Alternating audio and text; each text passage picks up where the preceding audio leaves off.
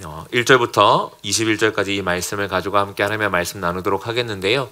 오늘 말씀을 나누면서 제가 질문 하나 좀 이렇게 드리면서 시작하려고 합니다. 성도님들, 짧게는 지난 주일 예배 이후겠고요.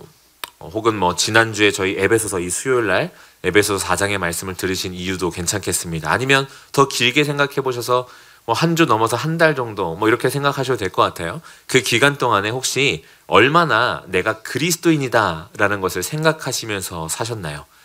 드리는 질문입니다. 내가 얼마나 난 그리스도인이야 라는 생각을 하면서 사셨습니까?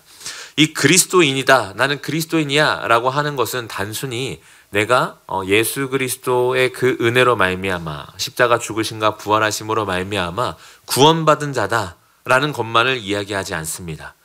무엇까지도 이야기하냐면 하나님의 은혜로 믿음을 선물로 받았을 뿐 아니라 이제는 하나님의 자녀로서 새 신분에 합당한 자의 삶을 사는 것, 합당한 삶을 살아야 하는 것, 그렇게 사는 자를 이야기하는 것이 바로 그리스도인이라는 것이죠.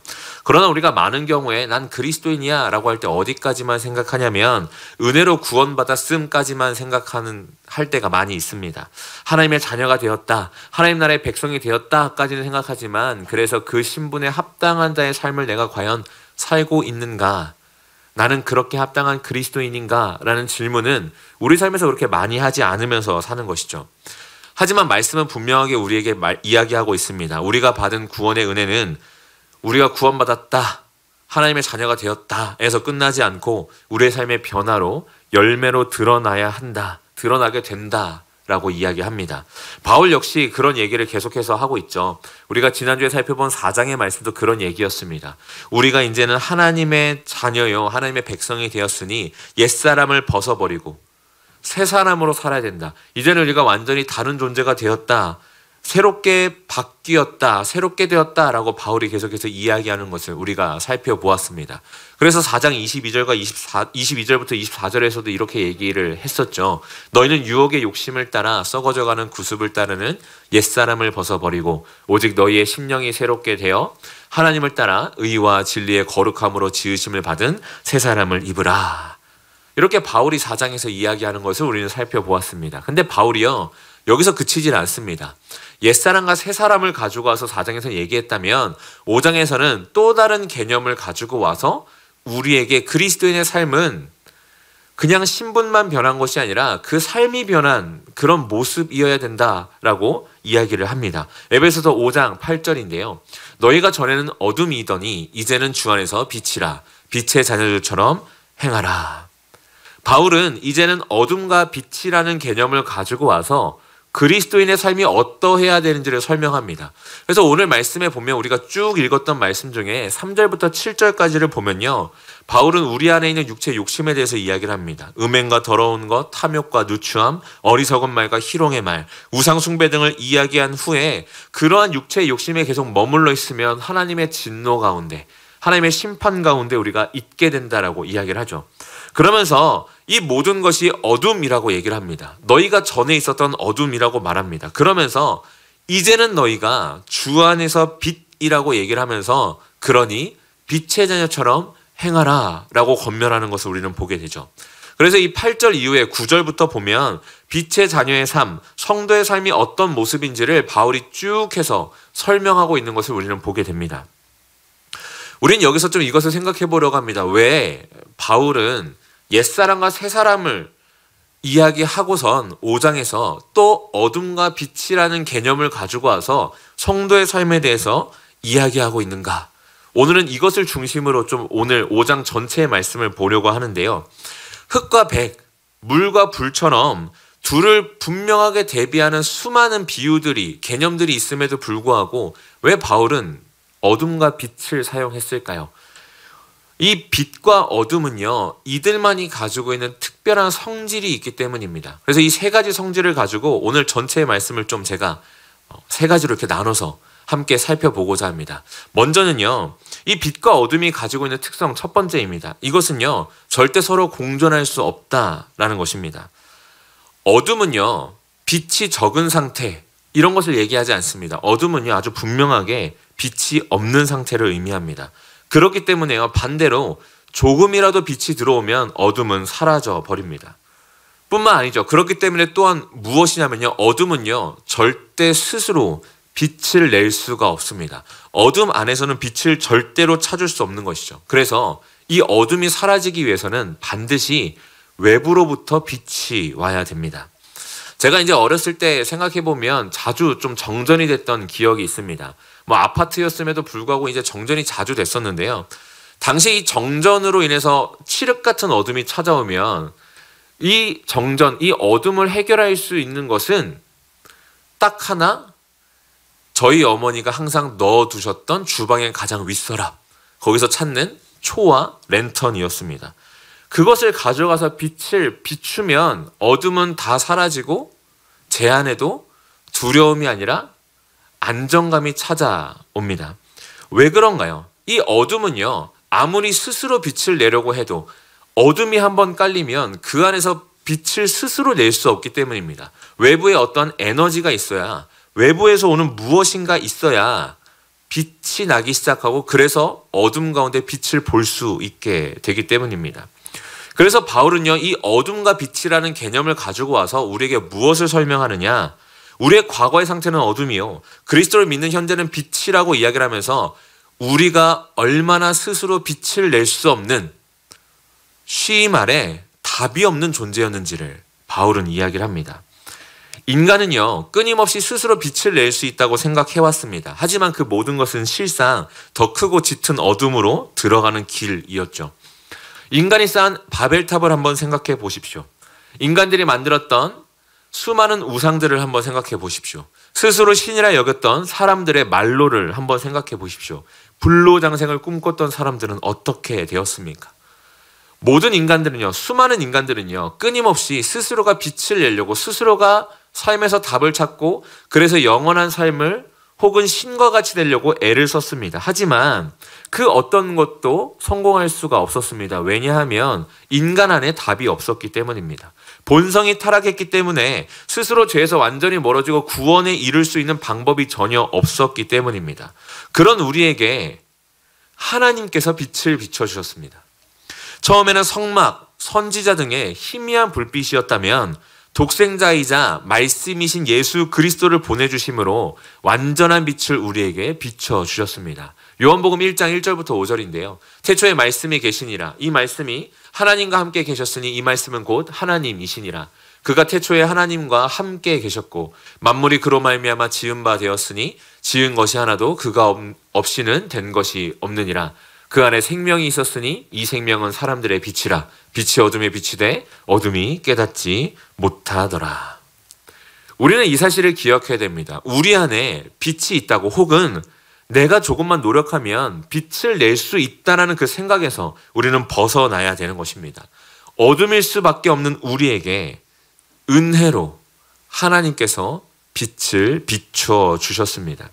이것은 완전히 매몰되어 출구도 없고 앞이 보이지 않는 그런 칠흑 같은 동굴 속에서 이제는 죽기만을 기다려야만 되는 그러한 절망 속에서 한 줄기 빛을 찾은 것과 같은, 완전히 답이 없는 인생 가운데 일어난 기적과도 같은 일입니다. 그리고 그것을 하나님께서는 우리에게, 우리 각 사람에게 해 주셨습니다.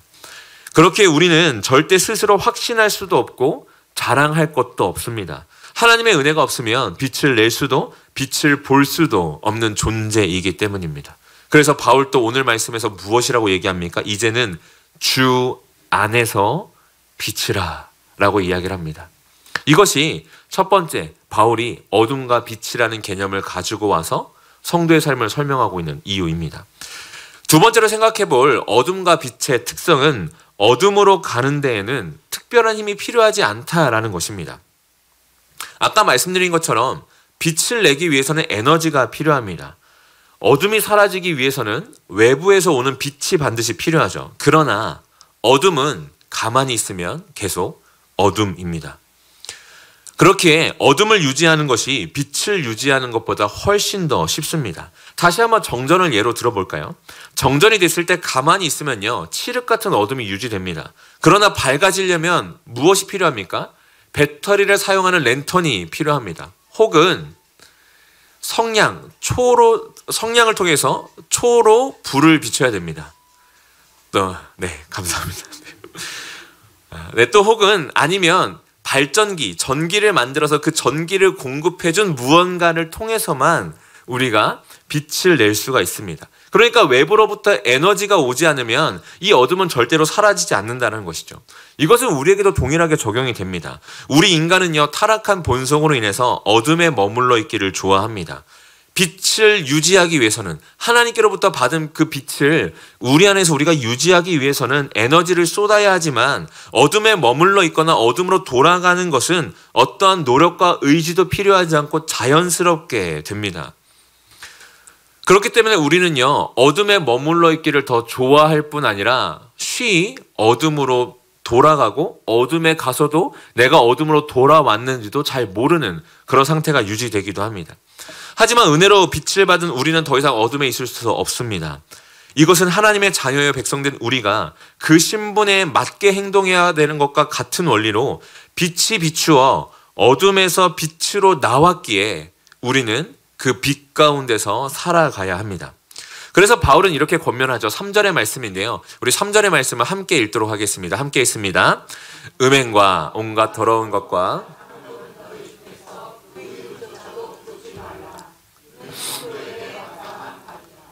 바울은요, 음행과 온갖 더러운 것과 탐욕이라고 얘기를 하면서 그것은 그 이름조차도 부르지 말라라고 얘기합니다.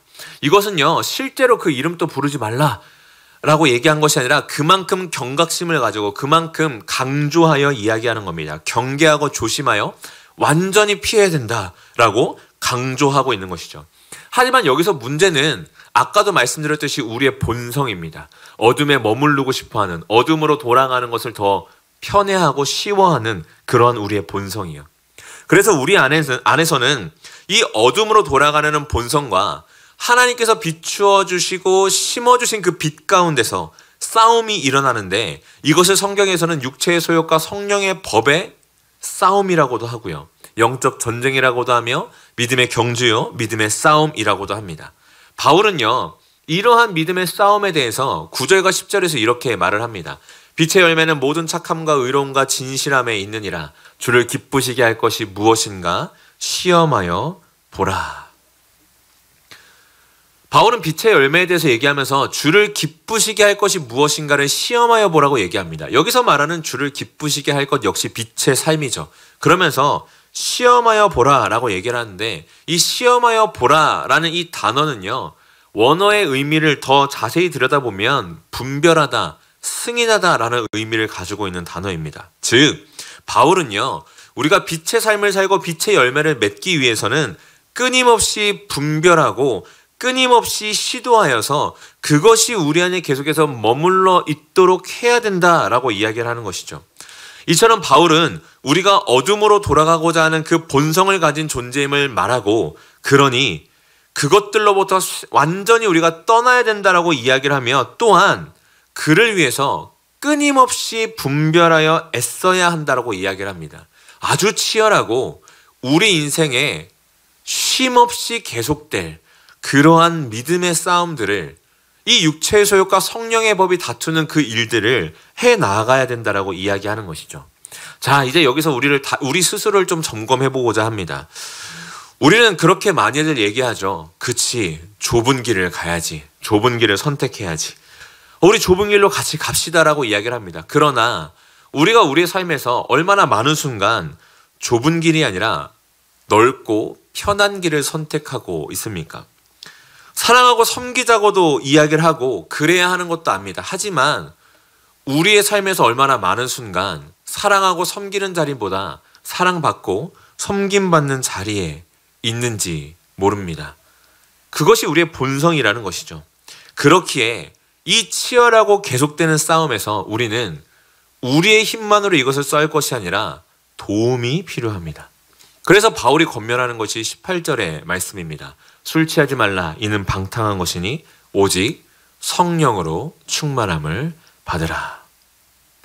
바울은 무엇을 하고 권면하냐면, 우리에게 우리의 타락한 본성 때문에 이 치열하고 끊임없는 싸움이 계속되고, 그 싸움 가운데 우리가 계속해서 수도 없이 넘어질 거야. 그래서 도움이 필요한데, 어떤 도움이 필요하냐면 바로 성령님의 도움이야. 성령의 충만함이 우리 가운데 필요해 라고 이야기합니다. 여기서 성령으로 충만함을 받으라 라고 이야기하는 이 동사를요, 좀 이게 시제 같은 것들을 잘 살펴보면요, 명령법으로 쓰였고 수동태이며 현재 시제로 사용되었습니다. 목사님 너무 어렵습니다. 저도 어렵습니다. 그런데 이 명령법, 이게 제가 굳이 말씀드린 이유는요, 그러면 이것이 더 잘 이해가 되기 때문입니다. 명령법이라는 것은 무엇입니까? 이것이요, 단순한 권면이 아니라 의무라는 이야기입니다. 성령 충만함을 받아야 된다라고 바울이 이야기한다는 것이죠. 그러면서 무엇이라고 얘기한다고요? 수동태요. 이 수동태로 쓰였다는 것은 성령 충만이 우리가 충만해지겠다고 가능한 것이 아니라, 우리가 무언가를 성령 충만을 취할 수 있는 것이 아니라 성령께서 우리를 채우시는 충만함이요, 그러니 우리는 그것을 받아야 된다는 의미를 가지고 있습니다. 그러니까 내가 성령 충만하기 위해서 무슨 핸드폰 배터리 충전하듯이 어디 가서 무엇을 함으로 성령을 내가 충전받는 그런 개념이 아니다라는 것이죠. 현재 시대로 사용되었다라는 것은, 이 헬라어에서 현재 시제는요, 계속되는 반복을 의미합니다. 그러니까 이 성령 충만이요, 한 번 받고 딱 끝이 아니라 계속해서 우리가 사모하고 받아야 되는 것임을, 이 의무를 끝까지 해야 되는 것임을 바울이 이야기한다는 것이죠. 정리하자면 이 성령 충만은요, 단 한 번만 받으면 절대 잃어버릴 수 없는 그러한 영구적인 경험, 그것이 아니라 끊임없이 믿고 순종하여 우리 안에 채우는 과정이요, 또한 성령께서 그렇게 우리를 채우시고 새롭게 하심으로 만들어 가시는 그 은혜를 누리는 특권이라는 것입니다. 그것이 성령 충만이라는 것이에요. 하나님께서 우리를 채우시는 그 은혜, 그것을 우리가 누리는 그 모든 것이 바로 이 성령 충만이라는 것입니다.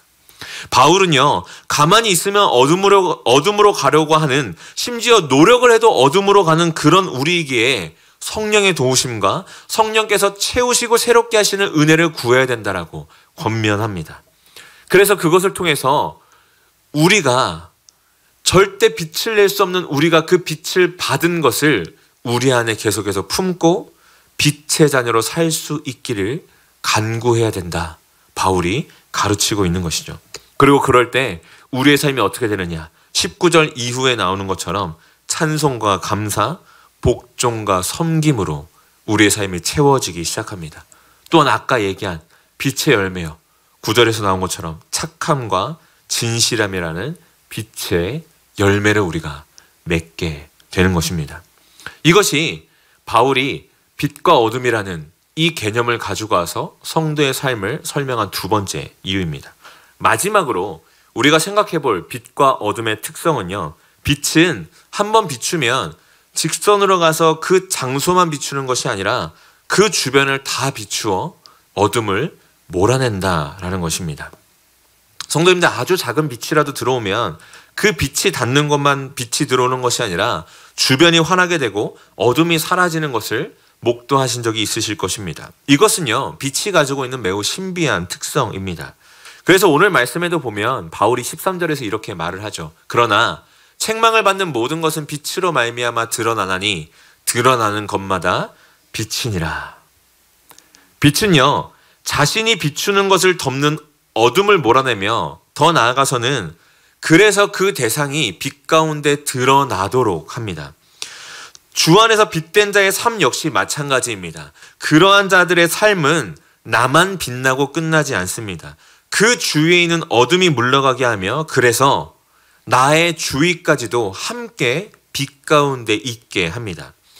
여기서 드러난다, 드러내다 라고 사용된 이 단어는요, 단순히 그냥 어두웠던 것이 빛 가운데로, 수면 밑에 있던 것이 수면 위로 나타난다라는 의미를 넘어서 폭로하다, 책망하다, 더 나아가서는 바른 상태로 돌아오도록 하다라는 의미를 가지고 있는 단어입니다.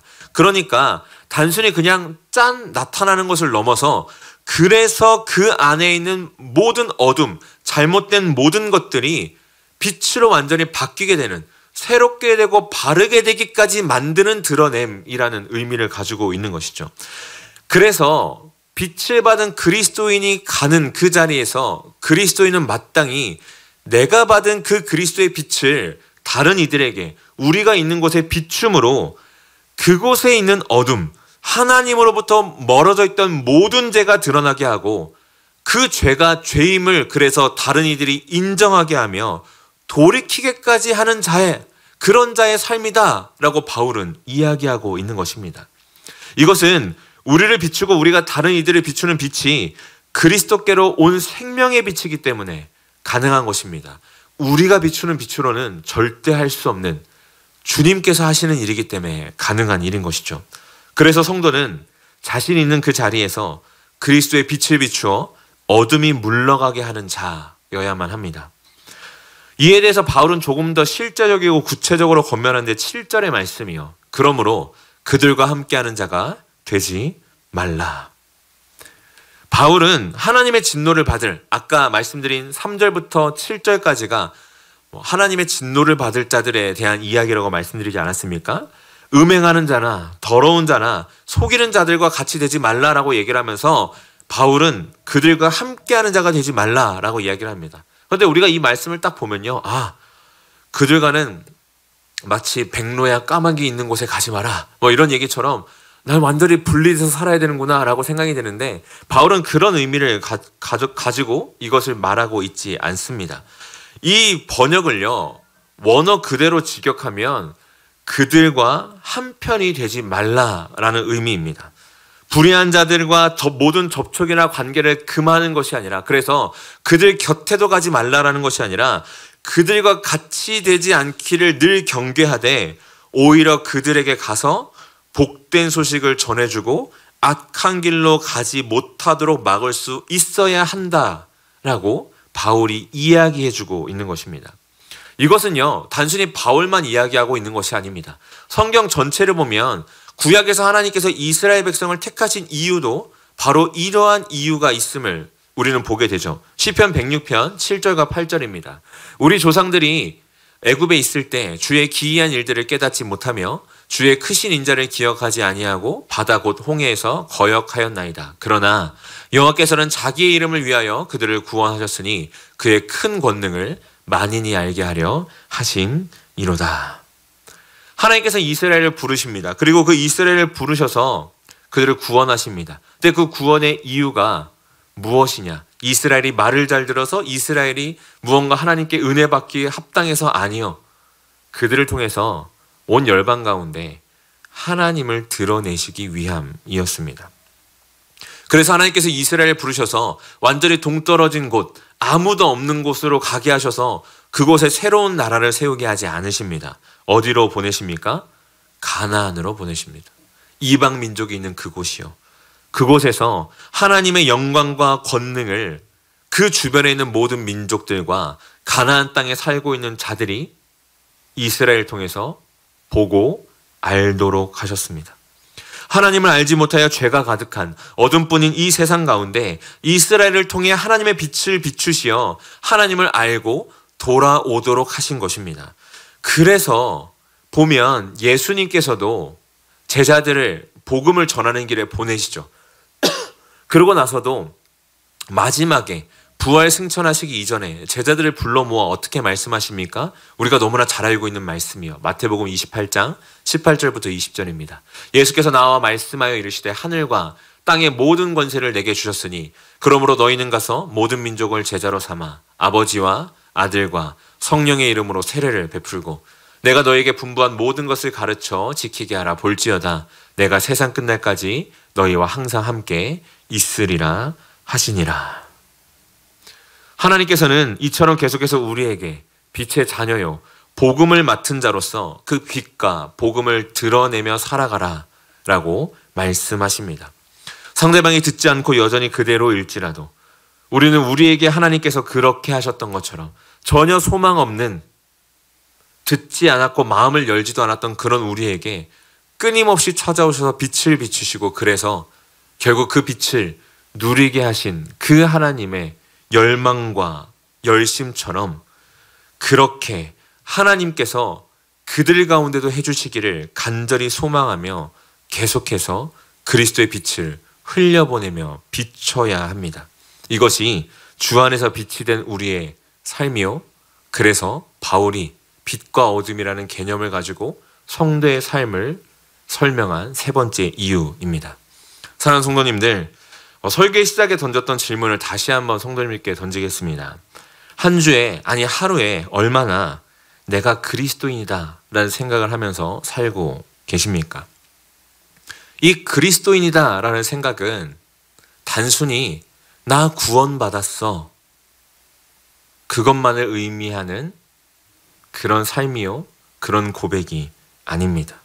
이것은 그리스도께서 우리를 어둠에서 빛 가운데로 옮기셨다라는 그 은혜의 고백이면서 동시에 우리가 그런 그리스도의 은혜가 없으면 절대 어둠 가운데서 헤어나올 수 없었던 철저한 죄인이었다라는 그런 고백입니다. 그리고 그런 우리를 주께서 어둠에서 건지셔서 빛 가운데로 옮기셨고, 그렇기 때문에 이 모든 것은 우리의 노력이 아니라 전적인 은혜요. 그러므로 이제 우리는 그 은혜에 합당한 삶을, 빛의 자녀처럼 행하는 삶을 살아가야 한다라는 그런 고백입니다. 사랑하는 성도님들, 이러한 고백, 우리가 그러한 자로 부름 받으셨음을 기억하시며 살아가시는 저와 성도님들 되기를 간절히 소망합니다. 그래서 매일 매순간의 삶에 주를 기쁘시게 할 것이 무엇인지를 늘 분별하여 애쓰며 살아가시는 저와 성도님들 되시기를 간절히 소망합니다. 또한 성령으로 채우심을 계속해서 받아 내 안에 주님께서 주시는 그 성령의 충만함이 계속해서 흘러넘치기를 간절히 소망하시는 저와 성도님들 되시기를 간절히 바랍니다. 그리고 더 나아가 하나님께서 우리에게 주신 빛이 우리의 주변의 어둠을 밝히듯 우리의 삶을 통해 그리스도의 영광이 드러나는 그런 삶을 살아갈 수 있기를, 내가 밟는 모든 땅 가운데 내가 경험한 그 그리스도의 빛이 흘러가 비치는 그런 은혜가 계속해서 있기를 간절히 소망하며 간구하며 살아가시는 저와 성도님들의 삶이 되시기를 주님의 이름으로 간절히 축원합니다.